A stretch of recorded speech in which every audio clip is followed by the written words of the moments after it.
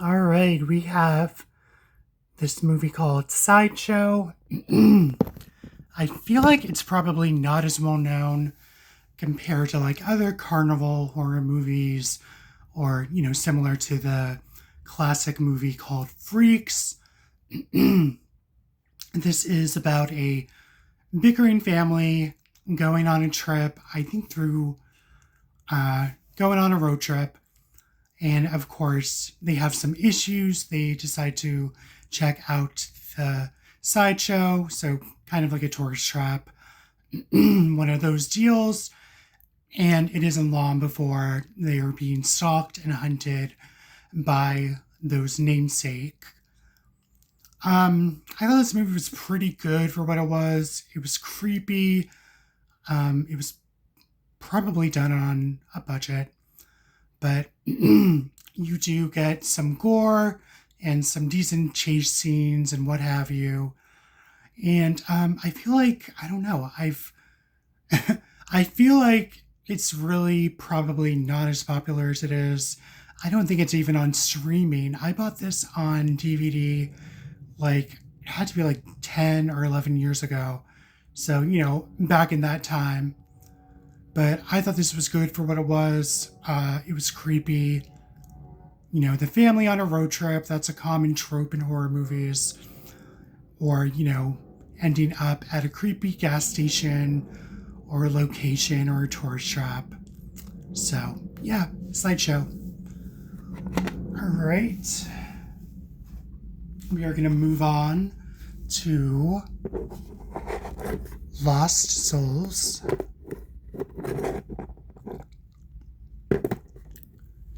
And this stars Winona Ryder, Ben Chaplin. Ben, his character is a bit of a skeptic when it comes to certain things, and he meets this mysterious woman played by Winona Ryder, who has her own past that she's still coming to terms with. And she notices strange things start to happen to this guy. And she comes into his office and tries to convince him to go to these different places with her to try to prove that the existence of evil is real. And this was around the time of 1999. It would be the year of 2000 very soon. And of course, they unfortunately run afoul of some creepy people and what have you. So it's similar to like other, I guess you could say, like devil worship movies, like the Rosemary's Baby vibe, stuff like that from the 60s and 70s and what have you. And I've always liked this movie. I remember I rented it when I was like, God, 15, 16 maybe. So it's been a while. It's been a really long time since I've watched it. So I'm probably going to watch it again soon. Just to fit it in there. Let's see. My Little Eye.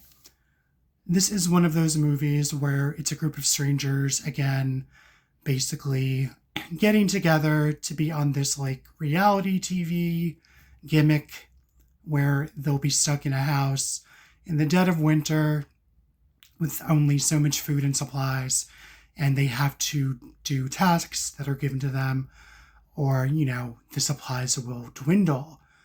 This was made back in the day when all the reality TV shows were popular. You do have a few familiar faces in this, so I'm not gonna spoil that. I thought this movie was creepy for what it was. I guess you could say it is similar to a found footage, but actually we're really watching it in real time. So you do get different angles and what have you, spending time with the different characters. And it's just a very creepy movie. I bought this on DVD a long time ago because, for me, it fits into, is it like a battle royale type movie, like the Saw movies? You get a bunch of strangers to a location and they have to do tasks or they have to compete against each other to survive. So that definitely is the case in this movie. So we are going to move on. Let's see. 3. This is a movie based on a Christian horror book, and you can say that again, Christian horror. The author is a Christian person. So he wrote this book. You have one of the stars from Buffy the Vampire Slayer in this. Basically, he gets entangled with his family, who's having dysfunction issues and what have you. And it's someone from the past trying to mess with him. And he's helped with like this detective. I think her name is Justine Waddington. She has kind of like this whisper coo voice. You know, it's a little creepy in a way. And she uses it a lot in her movies that I've noticed. She was actually in Dracula 2000. So going back in time there, that's from 2000. You have Bill Moseley, who of course plays, you know, an unseemly, gritty character as usual. And he's pretty good in this. He's usually the bright spot in whatever movie he's in, even if the movie isn't great. I like this movie for what it was. And I feel like it's not like over the top Christian. Like, yeah, you get dialogue here and there, but it's not like, you're not like watching the characters going to a Bible class or whatever for half of the movie. No, it's the main character, the detective, and they're trying to stop this, I guess you could say, like serial killer going after people randomly, or maybe not so randomly. I don't think this is on streaming. I have this on DVD. So I think I might watch this again too. Let's see. We have Asylum of the Dead. This is a budgeted movie. You have Haley Duff, Beverly Mitchell, Michael Rooker, and you know, they've been in some similar movies. Haley Duff was in Backwoods, and Beverly Mitchell was in Saw Part 2. Michael Rooker has been in several horror movies as well. This is about a group of local ghost hunters who basically get a group together in a crew to go to this seemingly haunted place. It was an asylum where a lot of experiments happened on the people who were basically thrown in there, or basically dumped, I guess you would say now. And it also intersects with another storyline towards the end. I think this movie goes by a different name as well, and I can't remember it right now. But this movie was pretty fun for what it was. You know, you get like the familiar faces, and I guess you do get, you know, a little bit of nudity if that's what you're looking for. You know, some scares, some frights, and what have you. And I don't know. It's the kind of movie I'd like to watch like around this time in the fall. And I'm not sure if it's on streaming. I think it goes by another name, but of course I can't remember. So check that out if you can. And whoops, sorry. All right.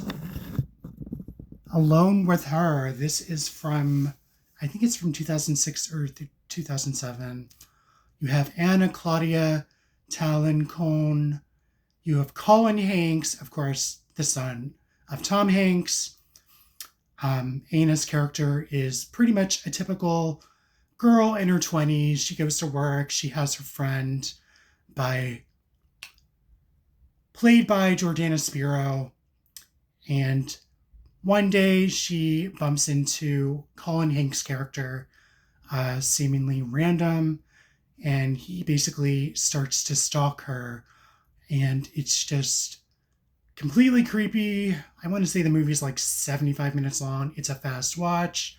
and it is technically like found footage. He ends up bugging her apartment with different cameras and recorders everywhere, and it's just very creepy. And at first, you almost feel bad for his character because I guess he has a problem talking to people, talking to women. And then you find out he basically walks around everywhere with a hidden camera, like basically stalking people at the mall, following them, going to the pools or the beach and recording them. So you just realize, he has something not good planned for our character, and he basically engineers himself in proximity with her, basically to get to know her, to get an in, basically to hang out with her in her apartment.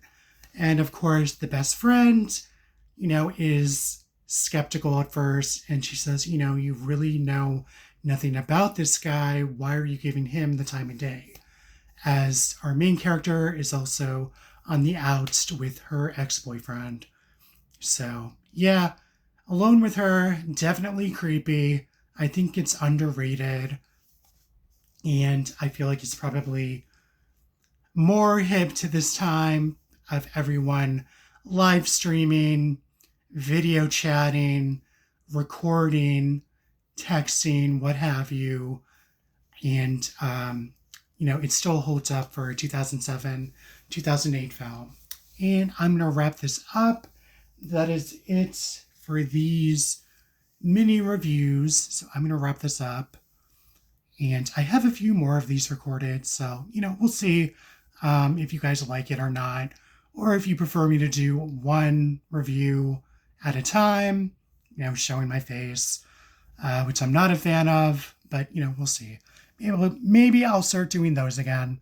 So I'm going to wrap this up. Thanks for watching and or listening. Bye.